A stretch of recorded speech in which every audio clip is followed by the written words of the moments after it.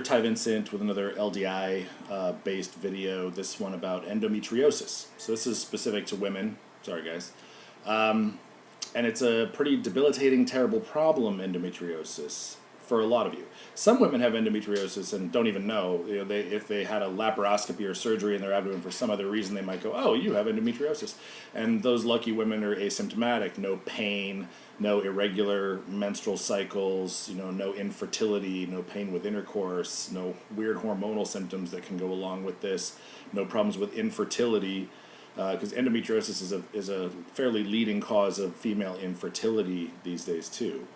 It's not a very well understood condition in general circles, gynecological circles. They just kind of consider it as somehow the tissue that supposedly is just going to line the inside of your uterus ends up outside of your uterus as well. Somehow it comes out of there like it gets vomited out of your fallopian tubes or something mechanically, which is not how this process works, but that's what it looks like. It's like an endometrial type of tissue that happens to be deposited around the pelvis and the abdomen, adhering to those organs and sometimes sticking them together to one another because it creates this inflammatory response. That tissue doesn't belong there.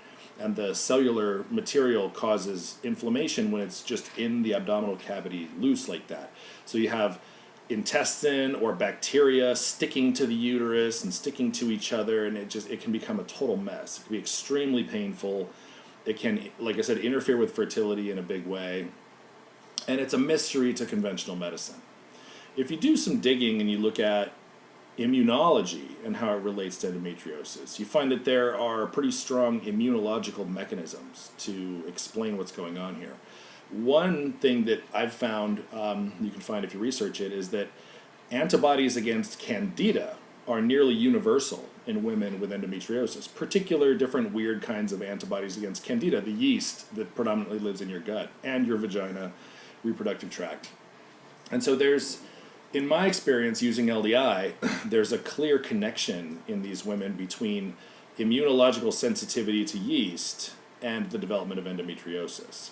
In most of them. That comes into play with LDI because if we desensitize some of these women to candida, to yeast, you can reverse their endometriosis. And I've done this a number of times.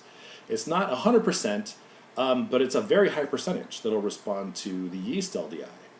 Other things you might respond to that have become immunological targets include hormones, the female hormones, specifically estrogen and progesterone. And so in some cases, we have to use LDI for estrogen or progesterone or both to neutralize that aspect of immune response and inflammation also, because those tissues are hormonally sensitive, hormonally regulated, and there's something about yeast, components of the yeast cell wall with sterol compounds that are very similar structurally to estrogen and progesterone. So some women who have a yeast sensitivity will manifest as part of their problem a bunch of hormonal symptoms that seem totally hormonal in manner, right? Hot flashes or mood changes or breast pain or water retention or weird menstrual irregularities, horrible bleeding with your periods, all kinds of things. And then if you give that woman whatever hormone would make sense based on her symptoms, she might respond to it in a really paradoxically negative way. And that's how you know that what you need to do is re-gear what you're doing and try to use a desensitization technique for hormones. If a woman looks like she needs a hormone, but when you give her that hormone, she has really negative effects instead of positive effects, then the mechanism you're dealing with is hormonal sensitivity, not hormonal deficiency. And a lot of women that have a hormonal sensitivity will, on their laboratory tests, manifest a hormonal deficiency. Not all of them, but some women will look like they're super low in progesterone or estrogen or whatever, but then when they try to take it, all hell breaks loose. And that's why. It's that missing, immunological piece that conventional medicine still doesn't seem to understand. So, endometriosis, if you don't have access to immunotherapy, LDI and whatnot, things that help just reduce yeast in the body can be helpful.